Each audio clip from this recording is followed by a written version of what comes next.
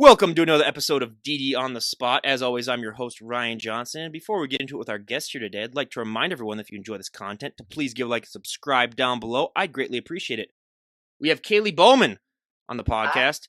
I got it right, everyone. I'm very proud about it. If you look at how her name is spelled, everyone, you would never guess it's Caeleigh. So, again, we've talked about this before we start recording, but hey, I got my one tongue-tied and twisted possible moment. Now, granted, I will mess up eventually on this podcast, but hey, we're starting out pretty good right now. And yeah, she's a traveling nurse as well as a bodybuilder. I mean, if you couldn't tell just by looking at her, like some of these guests, I have to remind them that they do health and fitness, and then you're one of those where it's like, no, okay, she can't. You can't really hide it that much, but yeah, she's coming to us all the way from California, where I'm not even gonna. I normally ask what the weather's like. I'm not even gonna ask it like today because I know. Oh, it's You sunny. could see what I'm wearing and what you're wearing. Yeah, it's sunny and 70. It's always gonna be sunny and 70.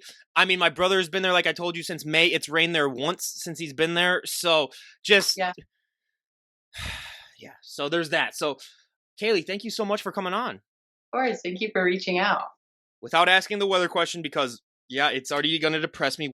Why don't you just first off give us your backstory on what inspired and motivated you to eventually become a bodybuilder and how it's led to where you're at right now?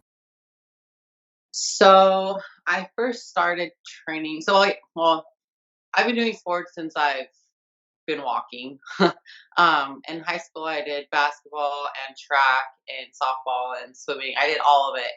I wanted to end up going to college for either track or basketball, just whichever would get me through school.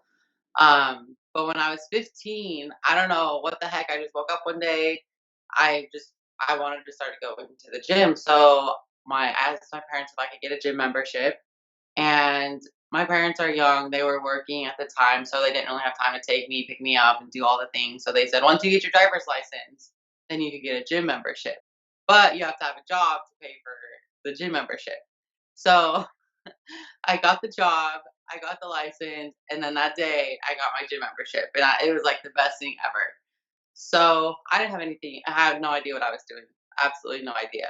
But obviously, social media and YouTube and everything. So from like 15 on, I kind of just decided I wanted to get bigger, stronger, especially because my end goal was to be in a college sport.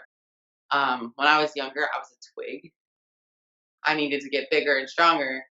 And then I just fell in love with weightlifting. We had weightlifting in high school, but as we talked about before, like you know how the high school workouts are.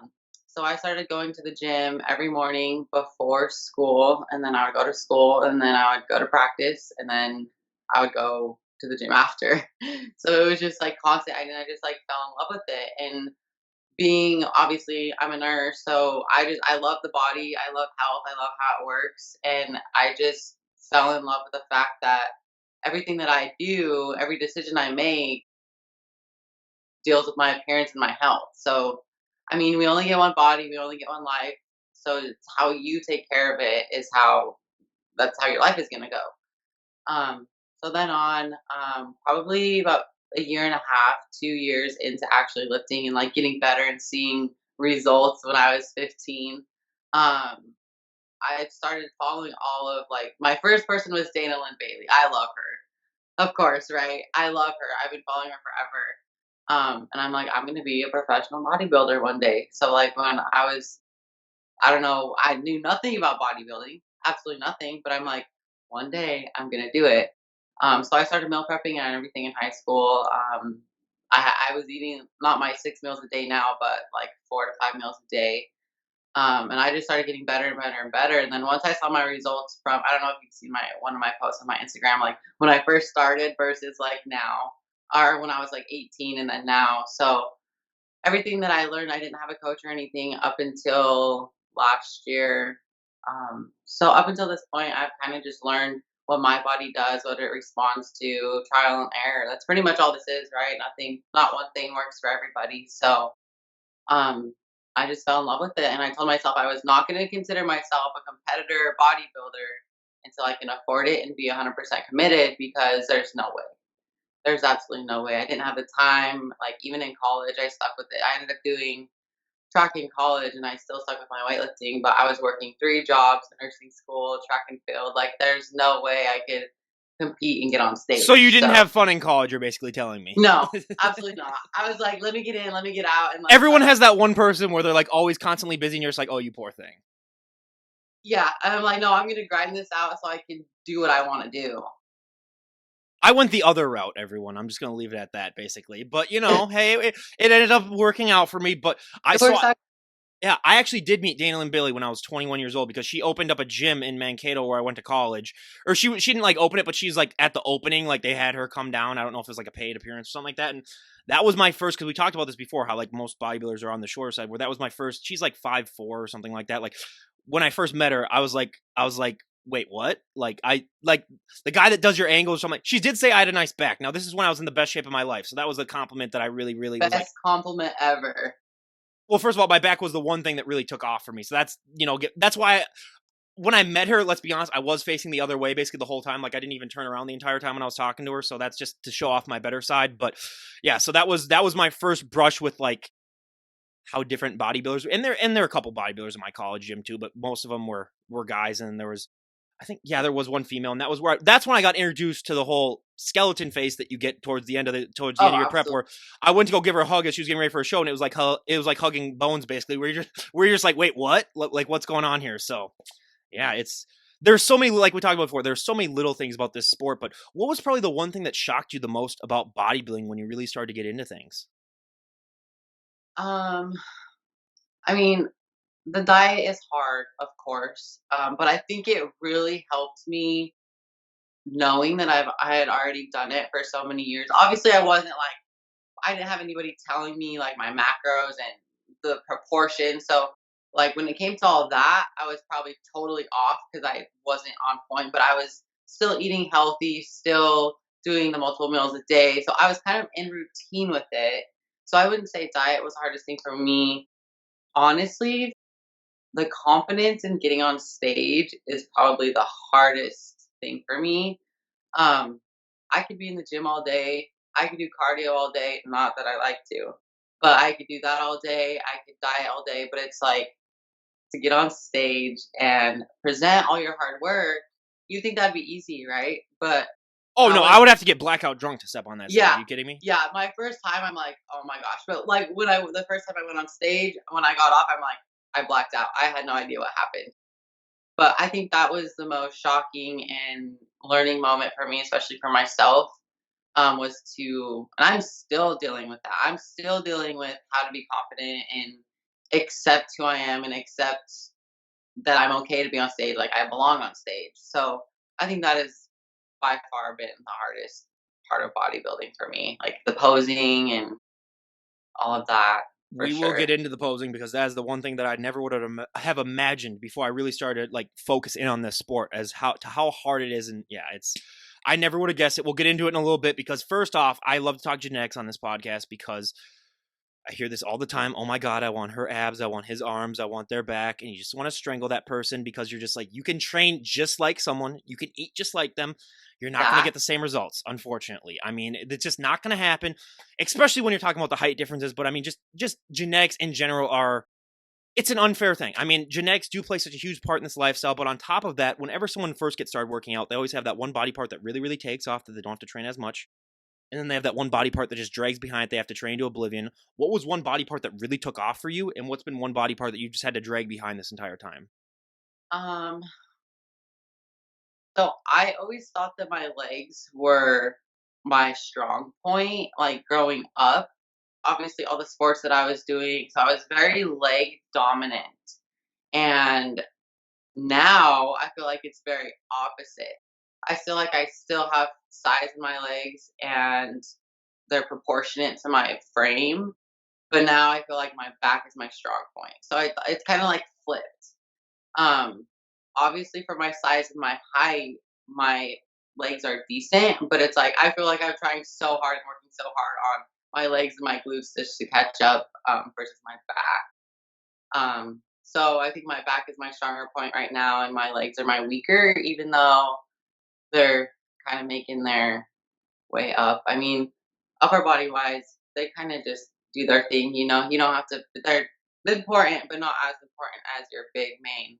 She shared an Instagram story of her doing like a most muscular, and I commented and I told her, I was like, okay, I almost threw my phone across the room and said, yeah, this is unfair. This is BS, everyone. So I was expecting one of those to be the answers, but yeah, being 6'3", my lower body, I don't even talk about my lower body. Calves, do not even get me started on that. The most genetic body part that's ever existed. Surprisingly, for being lengthy, they're pretty decent. When I met those guests I was telling you about at that show that I went to, I flexed my calves the moment I met them. So I said, let's just get this over with so you can laugh at. We're going to get the laughing first. Yeah, we're going to get the laughing and then we're done now. But I was shocked because there were some guys on that stage who were like actually like bodybuilders that I had better calves than. So it made me feel a little bit better about myself. Calves is always a weird, touchy conversation for some people because they're like, it's all genetics and then it's all training, but it's like still a muscle group, you know? I just let people think what they want. But it is very, because like you see that one guy that walks in the gym with one guy or gal that has really nice calves. 90% of the time they have never trained them a day in their life, and then there's always that one person that works them so hard that then they eventually like get to something. But it's like, yeah, and because a lot of people have backgrounds like you do, like with track and field and everything like that, where it's like you are going to get that nice development. Me being a baseball pitcher, where all we did was run basically when we weren't pitching and stuff like that. So, but I was just like you two, where I was a twig, where I was one of those kids where I was this tall when I was in 7th grade. Really, I was the 6'3" kid in 7th grade. That's how I was. Yeah, I haven't my height at all, which is fun because it's like, okay, I kind of know where I'm gonna be at now. Which is funny because I got my 10-year high school reunion coming up this next spring, and it's funny because when I graduated, I was one of the tall kids in my group of friends. Now I'm the second shortest in my group of friends. It's like everybody caught up after you, huh? Well, and the thing is, like, being 6'3" is not being short, too. So, but it's like all my other friends now are like 6'5", like 6'6", and they were like 5'10", like in high. So I don't know what they did or whatever. And I was like, give it to me. I want to be 7 feet tall or something like that. Then, geez. But one of the things that is talked about, but it's not really, it's a myth and misconception that needs to really be brought down a peg. And I try to do it almost every episode that I have a new guest on. And I mean, so many women still have that fear that if they walk into the gym and they even like look at a dumbbell, they're going to put on, like 50 pounds of muscle overnight. First off, if that did happen to you, I will spend my entire life savings to train with you then, because you have found the secret that everybody and their brother's been looking for. You'll be the first ever trillionaire, but I wish. Yes. Obviously, you didn't have that fear getting started because you wanted to like work out and get in shape. But how do you deal with that? Still hearing that, because I bet if like you had a dime for every time that you heard that, you wouldn't have to be a nurse anymore. Everyone, I get the comment a lot of you're too big, or you're gonna be too manly, or you're too strong. But it's like, well, first of all, no, I just gonna say this. Everyone, does she look like Hulk Hogan? Does she look like Dwayne The Rock Johnson? No. Okay, so it's. And that has been my number one goal this whole time. I'm like, I refuse to lose my femininity. Like I want to bring. I'm a girl, I'm gonna stay a girl, but it's just like I don't think muscles are being strong or big or whatever you want to call it should have to define you as a man, or you're too big or whatever. For me, the limit is if you have like traps that like make it so you can't breathe as a woman. Right. Then I'm like okay. Like I had one of those guests on where she was leaning down like that, and I was like, okay, she's leaning down. Because then when she came back to normal, I was like, okay, it's fine. Because I was like, if that was her natural, I'd be like, okay, we need to have a little conversation here right now. There are some big. Oh, hang on, we got a cat alert. What's your cat's name? His name is Asher. Asher? Oh, that's cute. I can say that we are a dog family, but my dad had cats growing up on the farm that he grew up on, and he's always wanted a cat, but my mom does not like cats. I have never really, if I'm being honest, I have never really had that much one-on-one time with cats really ever in my life. I had a roommate in college who had one that kind of hung around with, but I didn't realize how savage cats are. Like I looked up a stat where like they kill billions of birds like every year. Like it's ridiculous. People don't understand that. This cat is, we could talk about him all day. He's crazy. There's something wired in him that is insane. The thing that I just don't get about cats is like obviously like dogs, cats can show affection too, but like there have been studies that say that like if you die, your cat would like eat you basically. Then like eventually, like if you die, where dogs they would never do that. Yeah, so it's he's crazy. I've always thought of cats as like if like you were ever like on like if you ever had like a heart attack and you're falling down, they just stare at you and just kind of laugh and then just like walk away and then so. What were we even talking about? See these tangents that pop up, but I'm doing it because I again, like I talked to you about how I have these recorded segments where I have one now where every time that a pet comes on the podcast, I'm like saving the clips and stuff like that. So your cat will live on in infamy forever now as part of the pet segment on the. He made his appearance. Yeah. What were we even talking about? See, this is what's going to be edited out. This is why I edit these things. Um, for every time someone tells me that I'm Oh, yeah, too yeah, big, yeah, yeah. or that girls don't want to be muscular because they think that weightlifting is gonna make them huge and they don't want to touch weights. Yeah, I personally just don't. I mean, I can understand that if you want to like have a certain look and stuff like that, but it's like, here's the thing. If that does happen to you and you do get too big, just stop working out then. Stop lifting weights. It's not going to stay like that forever. I mean, look at me. I mean, I'll have to send you a photo of like when I was at my peak and stuff like that. Like I've lost most, and I've still kept most of it because I still try to work out. I do have a warehouse job, so I get most of my workouts in there, and then I still work out, like 2 to 3 times a week. But like you lose it eventually. You're not going to keep it forever. So Yeah. it's, yeah. It's all about consistency, like with everything. If you stop training, if I've stopped training shoulders, they're gonna disappear eventually, right? So it's like, Some of those genetic freaks that I talk to, it doesn't, and that just pisses me off. But those are like the 1 in the 100 ones. I know, I'm like, screw you, like share some gains with me at least. My dad has a best friend of his from college who, this is one of those guys that could eat 20 Snickers bars a day and he's not going to put on an ounce of fat. I And used to be, but he's in his 60s now, so, and like he can still do that. Where it's, I meet him probably like once or twice a year where my dad might go out for lunch with, and this is one of those guys that he's even more hyper than me and can talk even faster than me. So it's always like, to run into someone like that, you need to hang out with them because then I can kind of like rest and stuff like that. But I've never had him on because like he's in really good shape too. I've never had him on the podcast because first of all, it would last 10 and a half hours and it would just be an absolute mess. But anyway, yeah, he has one of those genetics where every time I meet him, I say, I hope God's playing a cruel joke on you and you wake up like 450 pounds one day, but it hasn't happened yet. So yeah, my prayers have not been answered yet, but back to genetics. It's oh my God, truly, it is some people have ridiculous. it, some people don't, and that's honestly that's the sport. You either have it or you don't, and that's the hard truth. Like you could work as well, just like we talked about. You could do the same exact thing as someone else, and it's going to be completely different. And that's when people's feelings get hurt. But it's like, how are you going to be in this sport and not be able to be criticized or judged or anything else? Like you're getting on stage to literally be judged. So I could do the same training, the same supplements, the same diet as Ronnie Coleman, and I'm sorry, I'm not going to look like Ronnie Coleman. It's just, yeah, it's not going to. Unfortunately, that's not the case. But we talked a little bit about nutrition, and what were some of the bigger nutritional changes that you made when you really started to take things seriously in the gym?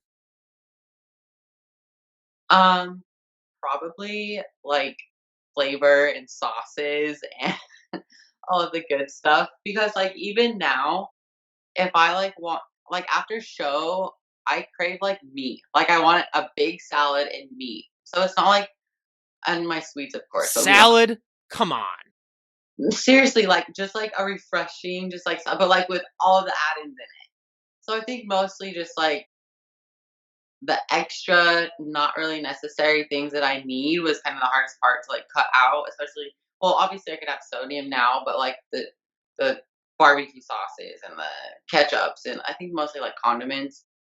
I think that's been hard to kind of because I'm Hispanic, I come from flavor and all of the good things. So it's like coming from that to kind of cutting it down to just very basic and plain. I found ways to still enjoy it. At this point, I'm eating for a goal. I'm not eating for enjoyment. I know that time will come eventually. So kind of just deal with it. I'm mainly Norwegian, so I eat spicy food if I want to lose 15 pounds in an hour. So that's where There you I there come down with it. Yeah, we have lefse and lutefisk, the most flavorful. No, it's the worst. Don't ever, if you haven't ever tried it, don't. If someone ever have offers you it, first of all, you're not in the Midwest, so you won't get offered lefse and lutefisk. But anyway, if you ever are in the area, and if you travel as a nurse and come to the Midwest, never eat it. You can eat lefse because lefse is just bread with cinnamon in it, basically, and butter, which is pretty good. But like lutefisk, no, it's fish that's horrible. They cut it open, they put stuff in. Oh no, don't do it. We're learning. So if that's the one thing that I can take to, or that I can teach my guests on this podcast is don't ever eat lutefisk, no matter what. And I've had some Norwegian guests on, and they swear by it because it's a big Norwegian dish. But hey, no, don't ever do it. you're like, do not just take my advice. Don't do it. Well, please tell me that you're not one of those bodybuilders that puts mustard on their chicken. See, I knew it. I could put mustard on anything, to be honest. I was a huge mustard guy growing up, but after I turned like probably like 9 or 10, like I have not even had mustard since. Like I just grew out of it. Where now I'm just huge ketchup. So I mean, I guess when you're that depleted and you just like need something on your chicken to make it not so bland, I guess. I honestly I've always liked mustard, so I don't really mind it, but mustard and hot sauce, that's kind of just where I'm at right now, is simple. And now I promise that we get into it. Now it's time to get into posing. I mean, I never would have imagined, like I said before, that it's out of like the three things: posing, nutrition, and the working out. I would have never guessed that for so many of the guests that I have on, it is the hardest of the three. What has your relationship with posing been like? So, at first, completely awkward and uncomfortable for sure. Um, and it's because 'cause I'm kind of between 2 divisions right now because 'cause I'm competing in figure and I'm competing in physique. So, to learn 2 different divisions of posings are they're completely different. Obviously, you have the quarter turns, that's very basic, but, um, I feel better now than I have before, but at first, I completely hated it. I even you know how it is being big too, it's like, what do you do with all this body? How do you move it? How do you make it look good? And I think that was for me, I'm still learning it, is that even though you have your mandatories and you have certain poses that you have to do, you still need to make them to where you're showing your physique, whether it be angles, just positioning. And I think that's the hardest thing for me right now, is just really trying to figure out what poses and what looks show off my strong points and hide my weak points. Um, it's just practice, practice, practice, practice. And I finally I worked with Kenny Wallach for a little bit for this show. I think we had a couple sessions for my last national show. And then this show, I haven't worked with her yet. I actually work with her tomorrow for the first time. I'm going to be working with Ashley Jones. So super excited for that too. At least you're not a bikini compare though, because those tall bikini compares when they're doing that back pose, it's like, how do they even do that? Like, would you that? Arching the Yeah, like that is so. So now this is a double edged question because I normally just ask it because normally I have someone that's just competing in one division. Out of your figure poses and your physique poses, what is your favorite figure pose? What is your favorite physique pose? And what is your least favorite figure pose and least favorite physique pose? So my favorite figure is probably my power pose, um, for sure. But no question asked, that's definitely my favorite. My least favorite I mean, I don't really have a least favorite for figure because it's just like quarter turns. For physique, my favorite is either my back double, well, kinda, because I'm still tweaking it a little bit, but I think it could be one of my strong ones, and my side tricep. Side tricep is for sure my favorite. My least favorite is ab thigh. I hate that pose so much. It's so awkward for me. Um, but like I said, a little more tweaking, and we should figure out what looks best for my physique. Oh, if I were to poll my guess, like 90% of them, ab thigh is the like. That's just it's such an unnatural pose. It's hard to make it It's look so flowy and awkward, just. and especially because it's like facing down towards the judges. I'm like, this is like a crotch shot, right? So I'm like trying to angle myself or put my leg forward or something. But that's the worst pose for sure. Some people can pull it off perfectly. I've met probably one or two of them on this podcast that like actually make it look natural and flowy because it's just so hard. And I've always said for such a major muscle group that needs to be shown off as your abs, they need to come up with a different pose on how to better show them off. Now And it's it's actually so hard because if you crunch too hard, they're completely gone.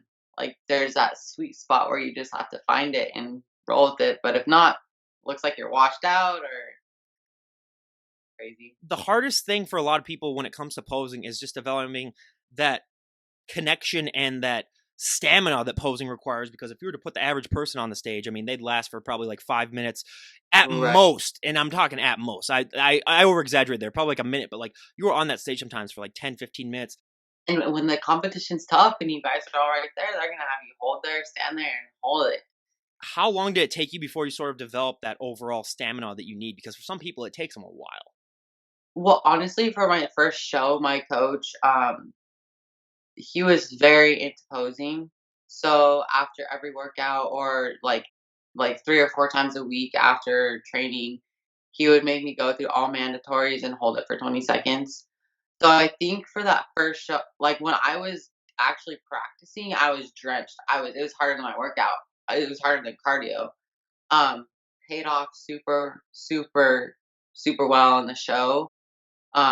I didn't even break a sweat on stage or anything, so it helped for that show. So I kind of just know when it comes to practicing, but I don't know what it is when I get on stage. I just like get cold and kind of nervous because you think it'd be opposite. So I never had to really struggle with that, the conditioning for posing, but just practicing, practicing, practicing. Um, and a lot of people, you know how like when you first start bodybuilding or you have no idea about it, and there's people posing in the gym, and you're like, look at that person, like they're full of themselves, they're posing in the mirror. I'm like, you don't understand. You have no idea. So I think I originally thought like, oh, those guys are the biggest tools of all time, like just posing after every workout. right, And and then that's and then and then when I was like preparing for my show that I was never gonna compete in, I was like, I might as well just do some pose. And then I was like, oh yeah, I actually see a merit to this now. Yeah. right, and that's the best time to do it too. Like when you're training and pumped up and ready to go, but it's like we aren't really paying attention to like how good we look, or we're trying to condition. That's part of practice. That's part of prepping for your show. And obviously, people that aren't in the sport don't know that, which doesn't matter. But that's why we do it. And another big part about this sport is the body dysmorphia.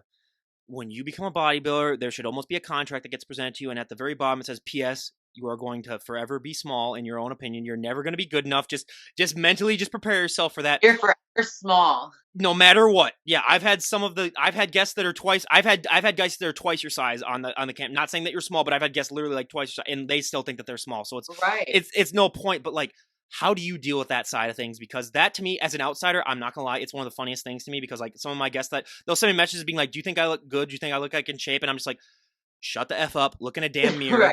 Like, what is wrong with you? But I understand. But I always just give them crap for it. But how do you deal with the whole body dysmorphia side? When you talk to people that don't understand the sport, that's my first thing. I do not talk to anybody that's one, not interested in what I'm doing, and two, that don't care, because then it's so hard to explain what you're feeling to somebody that has never felt it before. So I have a couple of really close friends in my sport, and like if I'm having a day, honestly, I've learned just to let it out. If I'm feeling the type of way, just let it out. I look like I'm not gonna cuss, but if I look bad or whatever, I just let it out and then move on.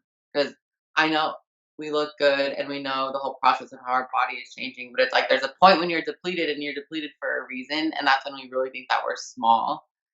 So for me, just talking and just getting it out, and kind of that reassurance of knowing that I'm not losing muscle and I'm getting leaner, which I did run into that problem last show. Um, where it was actually not, it was good prep, but not a good prep. But just trusting the process in a way, but still being aware of your body, knowing that you're losing the right things and at the right timing is kind of the most important thing for me. Well, thank you for not cussing, because again, another compilation I'm making it is a swear compilation, but I bleep them out during the podcast. And then when I eventually probably get canceled for doing something stupid, which will probably happen, like, let's be honest, I will then release my swear compilation and be like, hey, copyright this, YouTube. But yeah, Right. there are two guests that I have on where every time I tell them, I tell guests, I say, swear like you natural, but like as long as you're not like doing it like every 3 seconds. Now, I have two guests on where I could tell them to do that. And I like them so much that I'm willing to keep having them on. But like, it is a 3.5 hour edit just for the swear words that they do. Yeah, just to cut out the swear words. So I do appreciate that. But yeah, the whole body dysmorphia thing is just, it's fascinating to me because, yeah, you would never think that on the outside of like these people have a lot worse body dysmorphia than they did before they got in the sport or before like the average person and stuff. But once you really get into the lifestyle, like, yeah, it does make sense because you're comparing your body to others. And it's, especially when you see your body lean for that first time and you see like all the, and then when you don't get it again. So how do you deal with the post show blues as well? Because that is one thing that isn't talked about as much as it should be. So my second show, it was a good show. We took both overalls in both shows, or both divisions. And it was the highest weight I've ever been going into prep. So I was 180 going in to when we really started cutting down. Tangent here, but I love that for this podcast I can get women to actually admit their weight without even asking them. I mean, this is the one podcast where that actually happens. So I got to enjoy it when it happens. And then we cut down all the way to like 140s. So I know the scale is not a true indicator. It's not, we don't really care about girls because we don't have to be a certain weight. But mentally, that is very hard. That is very hard. So when I was like weeks getting closer and closer to show, and I just saw my weight dropping like that, I haven't been 140 since freshman year of college. So I was like, "Something is wrong, something is wrong." Like, I was freaking out. I'm like, "Yes, I'm getting leaner, but at the same time, my look and my shape is changing." I'm like, "I something is wrong." So that was the hardest thing for me to come in fluffy and feeling good and 180 and moving weight to being very depleted, and, like, I would wake up in the mirror for check-ins and start crying. I promise you, like, tears, because I felt like I was putting in so much work, working so hard, but my body wasn't showing for it. So that's when it was really mental for me, and I'm like, "Alright, I gotta push this show out." And then, obviously, you're supposed to reverse diet after a show so you don't blow up. I couldn't, like, I was so depleted. My body was starving. I had my one meal after my show with my parents because they came to see me. We got hibachi, and my weakness is sushi. I love sushi, but what every bodybuilder does usually. I hate sushi. But after that, did 2 days of back to reverse diet, and I was struggling, like struggling. And then I just took like 3 or 4 days of just eating what I wanted for a little bit, and I actually put on 30 pounds, and it went all from my knees because so I usually work nights. But that week after my show, for whatever reason, they put me on days. So from being on my feet for 13 hours, 3 days in a row, with eating not what I'm supposed to, on all the sodium and all of that, probably not getting the best sleep, or for sure wasn't getting sleep or water. My legs were like, all of it was between my knees and my toes. I was walking and I could feel the water just like on top. And, like, I didn't see anything from here up, which was fine because once I start losing abs and I start losing lines and all of that, that's when I really get mental. But just the feeling of all of it in my legs. So I definitely was in a bad place mentally at that time. And it had only been my second show. So I'm like, what the heck is happening? I go from 140 to 170 real quick. So I think it's just learning how the body works and really focusing on that reverse diet. I just gotta say this: women have it so much harder when it comes to like your bodies and what you guys go through than men do. But this is a big but. One of the things that women do have better than men is that your fat tends to go to your legs more than you don't have your beer gut thing where for a guy any ounce of fat just goes straight to Right. your stomach right there. So again, overall though, women have it so much worse when it comes to what happens to their bodies than men. But that one tiny thing that I'm just like, okay, lucky. Where then you're talking about like, oh, it went all straight to my legs. Where I was like, like if I drink like one shake, it's going straight to my stomach basically, and that's all it comes. But no, Yeah, in our lower body, which is like a blessing in disguise because it's easy in off season or in growing season that we get to put that weight on our legs, but to cut back down, it's like you don't see it until 2, 3 days, the day before, the night before show. So it's kind of like a happy medium, bittersweet feeling. in my personal opinion on sushi, by the way, is if it's not cooked, I'm not going to eat it. See, I got to the point where I can eat it all. Like my mouth is watering talking about it. I cannot wait to be. One of my friends took me out, and I've told this story before, but I'll tell it again because you're a new guest, and this is a quick story. But she took me out to have.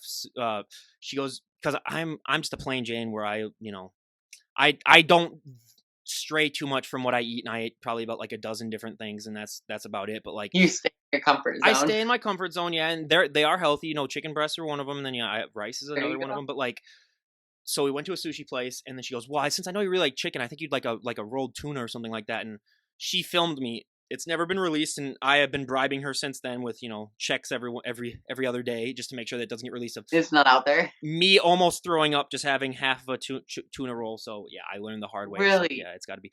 I'm picky with that though. Where like as a kid, I threw up eating a green bean one time. So then like it's like I'm that. And but let's be honest, my parents tell me this, and I do endorse it that like I did kind of force myself to throw up, but still like not like You're finger like, down the I'm throat, but like just like bleh, bleh, and then until I really like yeah, but I did do that, but technically that doesn't count. So I mean it is a thing. But before we get half of our guests, or half of our listeners just logging off because they don't want to hear about throw up stories, which believe me, the last wedding that I went to, I drank a little too much, so we can talk all about that. But anyways, I mean, like let's be completely honest, you're not the average looking 26-year-old man or woman. It's an enigma. I mean, when I was compared to sort of like being a mini celebrity, where it's like if you were to walk out in general public dressed the way you are right now, you're just going to draw people's attention because it's human nature when they see something that's not of the normal to just be like, Wow, that's different. What has that been like for you as you've gotten more into this lifestyle? Has it gotten easier for you to just accept the fact that, like, hey, I am going to draw more people's attention, or is it still like, okay, this is pretty weird No, still? it's still very uncomfortable because for me, I don't do this to be like, "Oh, look at me." Like, I do it because I love the sport and I've been doing it since I was young. So now, especially like my closer friends, they're gonna be like, "Hey, they're staring at you," or "Hey, they're looking at you." I don't see those things. I don't see myself as like better or bigger or anything. Like I don't like purposely like putting myself out there and drawing attention. So it's been very weird and hard for me to just even go to the gym sometimes because it's like people are constantly staring at me and I feel like I'm an alien. Like people look at me and like I get told that I'm intimidating, or you get the super cool people that are like, "Bro, you look dope," or you get the other people that are like, "We're gonna stay over here away from you," type thing. So you're gonna get that mix. Um, I've learned to not take it to heart when it comes to like, "Oh, you're intimidating." To me, I'm like, "Well, you don't even know me, so whatever." But I'm still very shy, and I think that's where my confidence where I'm still working on my confidence because my friends are like, "Own it, you worked for it, so why don't you just own it?" Not that you have to purposely, like, put yourself out there, but just own it, like, hold your head high, walk like you're confident, and just own it. Because obviously that translates on stage too, but I'm not used to it. I've been doing it for a while, and, I mean, obviously, my body hasn't looked like this over a night, so even in college and everything, because I would work out by myself because I haven't really had friends or anybody to work out with. I've literally been on this journey kind of by myself. So it's like I'm used to people looking at me and I learned to just like put my head down and do my thing, but it still makes me uncomfortable because I don't like being looked at like I'm trying to put myself out there. I don't want people to get the wrong impression basically. Like I'm proud of my work and what my because I look at bodybuilders as like a walking resume. Like you're showing your work ethic, and it goes more than just bodybuilding and physical, right? It takes a lot more than that. So I'm proud of it when it comes to that, and I hope that's what people see when they see me as like a working person versus like, oh, look at her. So that's kind of how I'm feeling. They kind of just looking at the good of it instead of I mean, yeah, it's impossible to fake a bodybuilder look really, unless you're like that one guy that got like the bicep implants and the ab implants, and that's a whole different topic that I right don't the even. really obvious That's a one. whole thing where I'm just like, okay, that's first of all, if you have that much money, just give me some then instead of wasting it on that. But yeah, it's hard to, it's impossible to fake it really. So it's just it just shows all of the hard work and dedication. And second of all, I would be that one friend in the grocery store where the guy was giving you a bad look. I'd come up to him and I'd just be like, just go do a front lat spread in front of that guy if he's making me even Like, more uncomfortable. yeah, Yeah, they do it exactly. all the time. Like shoot, they're looking at you, give them something to look at. They think it's so funny. I'm like, no. Well, and we talk about that, but like, is there any one positive encounter that you've had with someone that like really stands out in your head? Like when I ask you, like, is there one positive moment? Is there one that just pops in your head that's the most memorable for you of an encounter that you've had with someone At the gym or or anywhere. anywhere? Just like a compliment or anything that like really made your day. Um, there's this so I always come back to confidence. When I first started working out, when I'm back in Arizona at home, that's when I first started like my bodybuilding where I'm like, okay, I'm really gonna get ready. I would still wear like baggy sweats, baggy t-shirts, baggy hoodies, everything. Because I never wanted people, even though I was truly happy with how I was looking in my changes, I was still covering myself because I didn't want to be that center of attention. I didn't want to. Then one day I just woke up and I'm like, I'm gonna wear a tank top to the gym today. So just like that little thing, but once I really started getting into it and being more comfortable with myself, there's this one person at the gym. He goes, Caeleigh, you are looking so confident today. He's like, I could see that sparkle in your eye. And it wasn't somebody that I usually had talked to like every single day. That was like one of the first times he'd come up to me before and he was like, this is this is a completely different person. He goes, you walked in here with your head high, not a hat on, and like that really opened my eyes because I'm like, wonder if people think like if I'm depressed and unhappy and this is why I'm here, and I'm like, this is my therapy, which it is my I love it, it's You're just therapy. doing curls looking like this the whole time. Right, like looking miserable. I'm Yeah. like, so that look makes me not presentable, and maybe that's why people are like, she looks super intimidating. So that one really opened my eyes because I'm like, even though I'm not trying to be like that, that's how I came off. And so I've just learned like this is me, this is my lifestyle. Enjoy it, be happy, smile when I'm at the gym, like talk to people, make people around me comfortable, I guess. I don't know if you'd ever be able to guess this, but I am the exact opposite of you. Where when it comes to the gym, stay the hell away from me. Don't even look at me. Don't even be within 10 feet because like I'm the hyperactivity, but like my gym time is that's the time where I can kind of just like recharge and just like I'm the Right. person who when I'm on a walk at night and if someone walks next to me or walks like up to me from the other way, I get pissed in my head. Like I don't show it or anything like that, but I'm just like, why can't I just be why can't I just be out there? But that's me every day. Like I've tried working out with friends 3 times, and I'm just like, dude, I like you. Like I with my roommate in college, we tried, and I was like, I like you as a roommate. You're a great guy, but like I got to be there on myself because that's my time to really just kind of like do my thing. But yeah, so most people would never guess that just because of how I act on this because just Right. my hyperness. But like, yeah, that I'm one of those people where it's like, and obviously, if you come up to me and ask me questions, I'll be nice and friendly to you, but like deep down, I'll be See, like, well, that's how I am. That's how I do. I like when I go to the oh, gym, I I'm won't like, tell you to like f up, but in my brain, I'll be like, dude, just leave me the. But see, then I'll just yeah. there's definitely times where I'm like that. But I think I don't even if it's just like because I just don't ever want to look mean or like it's like I said, like when I'm dressed, like it's so weird how like clothing and things can do that, or like if you wear like just the little things. But I do go in there to get work done, and because obviously my schedule is so tight with work and everything, so I'm very on a time crunch all the time. And I don't mind like people talking to me or just asking me a question or whatever, but I've learned to like if someone's looking at me just to like smile. And that like puts me at ease, like, hey, I'm approachable, like you don't need to be scared of me. So if I just keep it to a quick, simple or hi, then I usually feel better about myself. Well, I got some good news. I got some bad news. The good news is that this has been a great podcast talking to you. The bad news is we're not going to be able to get to talk to you about being a nurse because like we have already taken up so much time. But I'm going to still finish with my bodybuilding questions. But I'm saving it for the next time. You're one of those guests where I can tell I'm going to have you on a year from now, and we're going to talk again. So I'm right. I just wrote down right now below you. I said next time she's on, make sure to ask some nurse questions because, but that's a good thing. That means that we've actually been because I've had some guests where like we're 45 minutes in right now, and I've had some guests where after like 20 minutes, I'm like, okay, please end this right now. Like we gotta and I just got to drag it out, a little bit longer, But this has been a good one. But I'll just finish with my last 3 or 4 bodybuilding. But I just want to let you know that you're doing a great job because everyone, it was her first time, and she was telling me that like I'm a little nervous, and yeah, she's a natural at it. Everyone, so I just want to add that. But I mean, cardio. You talked about before you hate it. I hate cardio more than life itself. And when I say cardio, I mean actual running. Like I go for walks all the time. They're fun and I enjoy them. But I've always made the joke to friends, you're gonna have to chase me with a knife if you want to ever see me run. That's about the only scenario ever. But what is your relationship with cardio? Um, it's been very different. So my last prep was all steady state treadmill for 2 hours a day. Sounds easy. It sounds easy and hard at the same time. 2 hours being the hard part, and steady state incline treadmill, the easy part, right? Walking. Yeah. Hated it.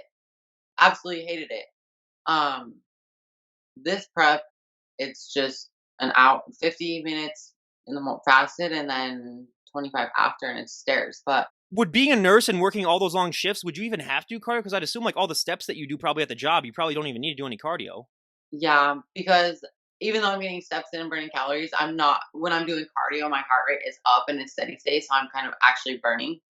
Because in the morning, when I first started, my coach was like, "Okay, keep your heart rate between this and this for this amount of time." But now it's just like do stairs at level 8 for 50 minutes. So it's like I know my heart rate is fluctuating, which is good. But it's like I just have to mentally tell myself if I'm gonna do cardio, like I have to do it either way. Might as well bust my ass and do it as hard as I can, right? Because I'm like, why am I just gonna halfway do it and just have to not be able? It's not gonna pay off. So if my relationship is just do it as much as you can. If it burns, keep going. Just keep going. Don't stop. Well, I'll tell you a little story here, just a little quick tangent. So I used to work at UPS before I got the job where I'm at right now, and I worked one time. It was a 16-hour shift. It was 2 8s together, just because it was during the holiday season, and I made so much money that night. But I was walking like the whole 16 hours, and my feet felt kind of wet, and I was just like, oh, okay, they're kind of wet and stuff like that. Got home, it was dried blood on my socks. That was the wetness that I was feeling in my feet, and I think I did. It was either 60 or 70,000 steps that day. Oh my gosh, that's like someone's week or 2 weeks. It was more than a marathon, I know that. Like, it was worth of walking, really. So whenever one of my friends runs a marathon, I say, "Yeah, that's nice. I walked that for work." So I'm Yeah. feeling that. But yeah, that's my story with that. Where You don't notice that thing because, like, your mind isn't on pain, it already hurts. So you're like, just keep going oh, because it you got to can't. the point where my legs were just numb, where like I couldn't even feel Yeah. 'em. It was And funny though, that's because like, driving on the way home, like this was like it was normally like a 20-minute drive to get home, and I was on the freeway, and I was like, I think I'm going a little fast right now because everything was going by quick. I was going 125 miles an hour because I couldn't feel how fast I was pressing on the brakes or pressing on the speed. So thank God I didn't get pulled over, because this was like at like midnight that I got off, and then I was like, thank God I didn't get pulled over or anything like that. But yeah, it's crazy. And now, I mean, sleep is the most important thing in anything in life. I don't care what anyone says. Anyone tells me that sleep isn't that important, pull an all-nighter and then try to do what you do normally in a day and tell me how that works out for you. right. Being that you work night shifts, and especially being a nurse, I know that your schedules can get different at times, where like it can switch up a lot. How do you manage that with sleep, and especially being on preps? Because like when you're on a prep, sleep is already hard enough as it is, and just being a nurse, I think, just adds an extra added level of difficulty to that.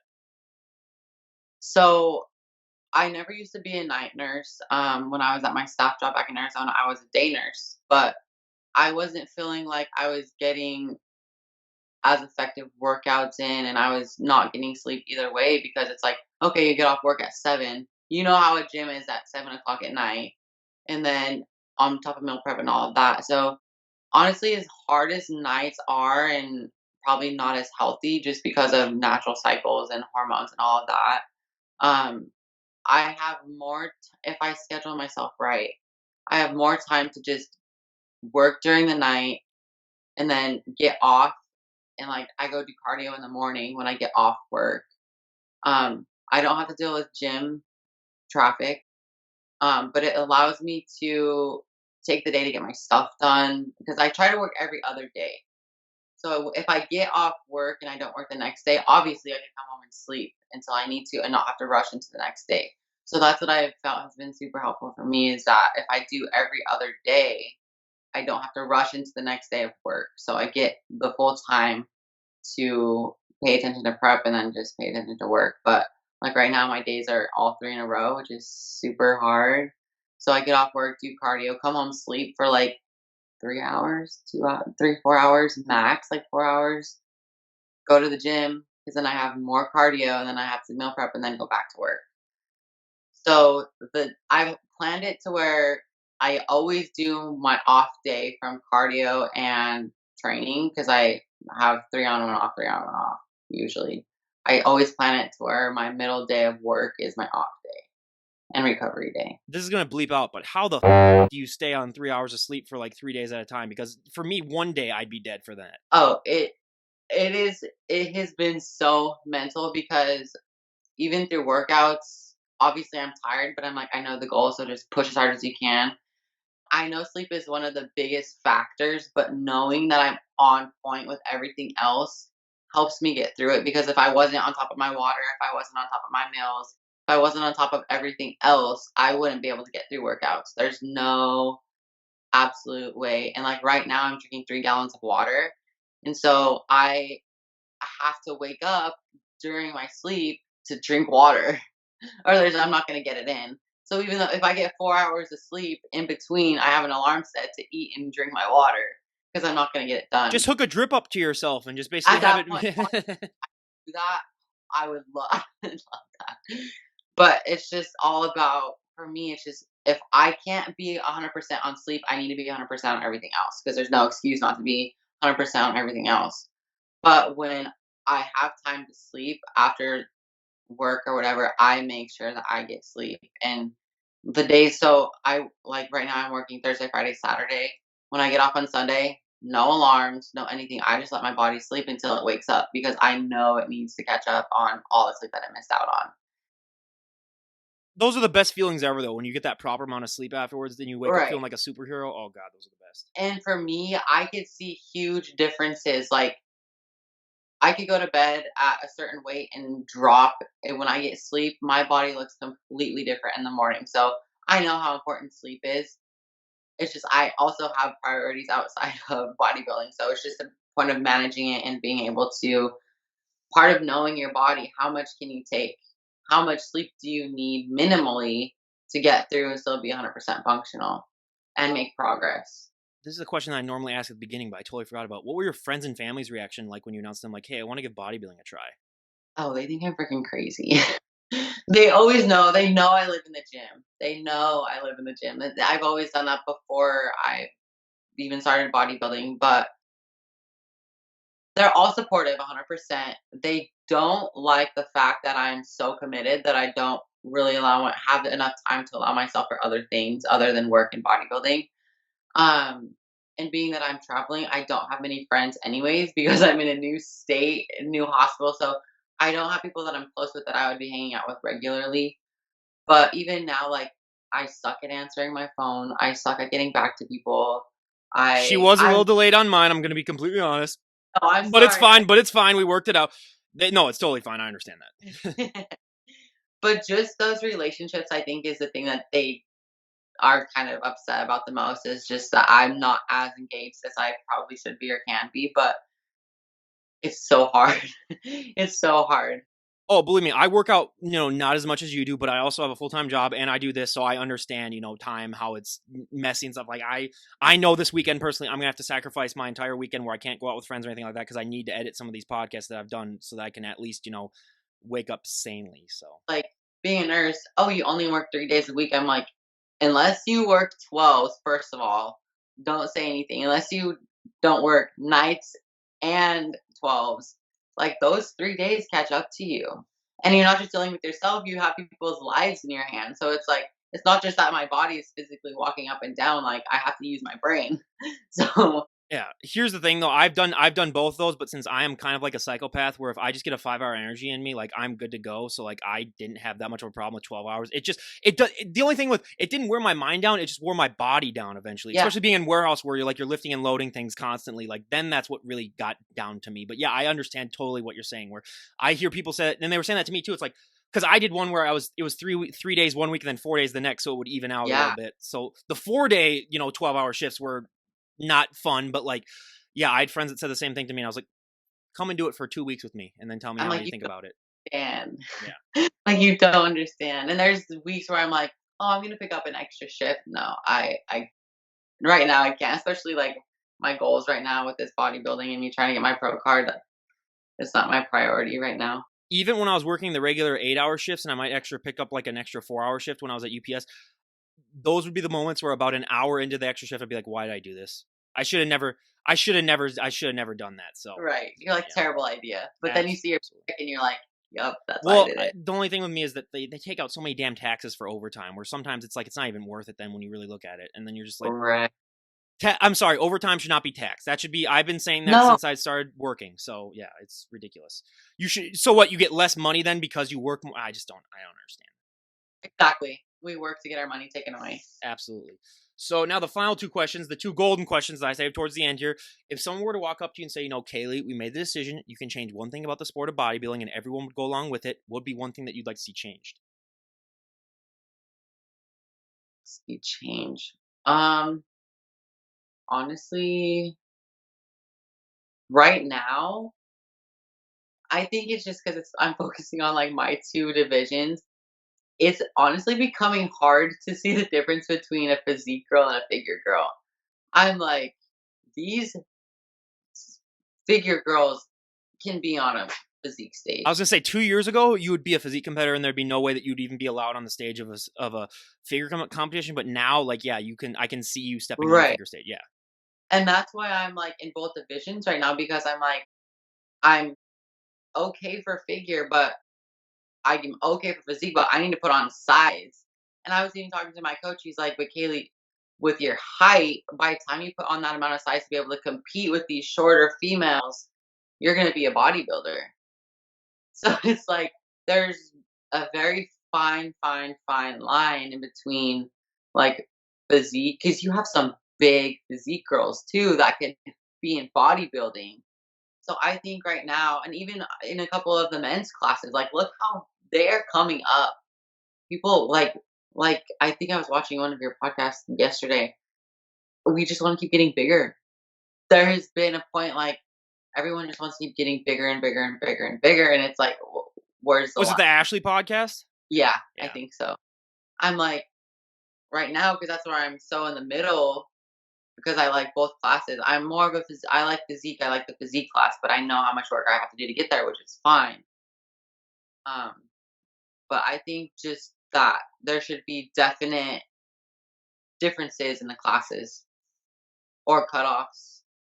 Like I was saying in that podcast too, where it's like I appreciate the hard work that it takes and stuff, but it's like, yeah, they Right. got to find differences in the competition because like when you have guests like you where you could like morph into two different categories, it's like no, you 2 gotta different categories. yeah, Right. and it's like yeah, I've always just made the funny observation of like if you were to look at like even 5 years ago, just how much more. I mean, like bikini competitors now would be figure competitors back then. Some of them might even be like physique competitors. I mean, it is ridiculous. So I do think that they need to slow things down and just be like, hey, this is what we want for this group. If you are mixed in between, like if you're like seeing on the edge, you either lose a little bit of it and become a figure competitor, or you gain more of it and you become a physique competitor. Like we'll give you a year to do it, really, or something like that. But it's like it's gotten so blurry now that I don't know. Eventually, we might have it where someone competes in figure, physique, and bodybuilding, and they win all three of them. Right, and which is insane because you do go to these shows and the figure girls are winning the physique, which is cool, but that's also taking opportunity away from someone that really, really, really, truly wants to be a figure girl. She doesn't want to have to put on that size or whatever to have to compete with a physique girl that's taking her position in a figure show. You know what I mean? So I just think those differences in the classes would kind of be it for me. That would be one of my answers as well. And when we do have you on a year from now, like I said before, where would you like to be at in your bodybuilding? Where would you like to be at in your overall life? What are some goals that you'd like to have achieved when we talk to you a year from today? So my number one goal obviously is to get my pro card. My goal into bodybuilding was to get my pro card in less than 2 years of competing. Um, so my first show was November of 2021, so I'm not at a year yet. I have a month to go. No, 2 months. So I won my first show in November. I won my second show in June this year. And then I went to nationals. I went to North Americans in this month, September, placed second and fifth. Um, so I'm going to compete hopefully one more time to see if I can get my pro card, and I will be a year ahead of my goal. So if I could get my pro card in 1 year, that's kind of a big accomplishment for myself. And then from then on, I'm preparing for this show like I could get on the pro stage tomorrow. I'm not I don't want to be so far behind these pros to where I have to take a year off to catch up with them as a pro. So my goal is to be so ready that I can get on stage and start making moves towards the Olympia. Obviously, that's the end goal. Well, I was scrolling through your Instagram last night because I do that before every guest just to like look through stuff. Like you put on so much size this last year. Like what was that like seeing that change? Because like if you were to look at some of your and I'll have some of your photos pop up when I'm talking to you, but like as you what you were a year ago as to where you are now, like you put on so much size. So obviously diet 100%, and I have been through 3 coaches in the last 18 months. For me, I'm going to switch coaches until I find a coach that works with that I have that relationship with.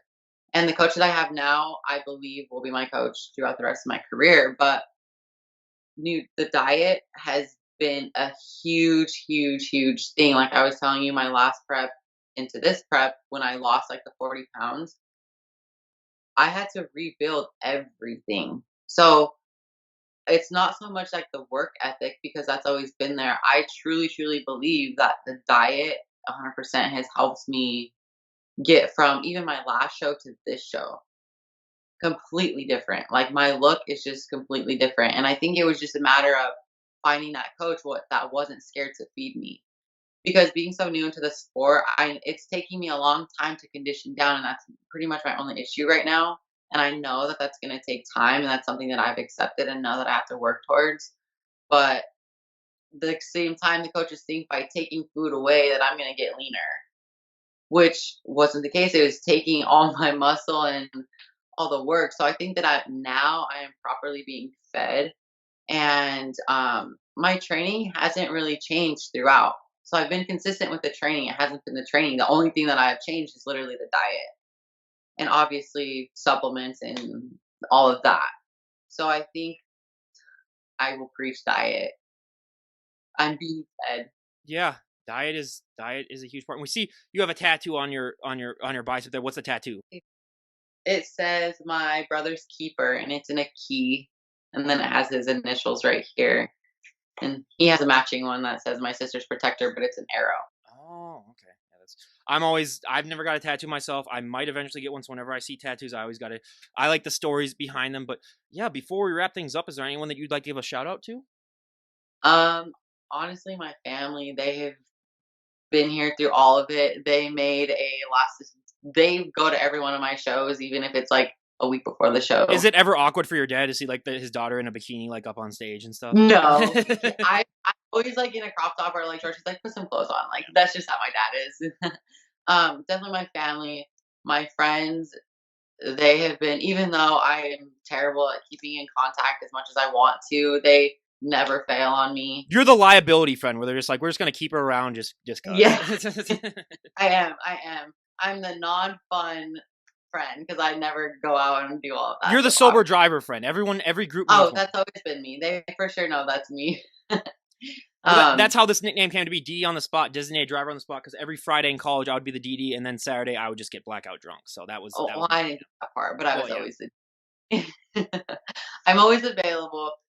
Even though I see things and I see things, I just don't get back right away. But a lot of my close friends that really respect the sport and respect my goals know, and they always remind me that they're always going to be there for me, even though I suck.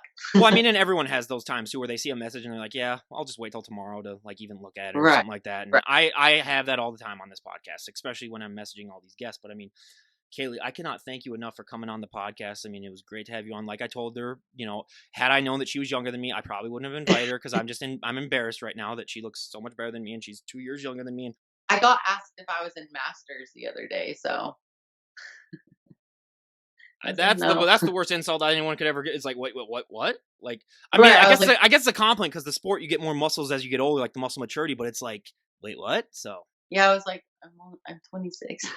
yeah, so well, and then I hate then you have those young kids where they're like, oh, 26 is ancient. You're just like, oh, screw you. Yeah, you don't know. Just wait, it'll happen to you too. But again, Right, Caeleigh, the way time is flying. yeah, I cannot thank you enough for coming on. And everyone, go and check out our Instagram page. I'll leave a link down below to it. Buyer beware. You will get inspired to get off that couch, stop eating those Twinkies, and get in shape. But again, Caeleigh, I cannot thank you enough. It was an absolute delight to talk to Thank you. you for reaching out. I loved it. This is great. Thank you so much. I appreciate it. Now, this is DD on the spot. Signing off. Have a great day, everyone.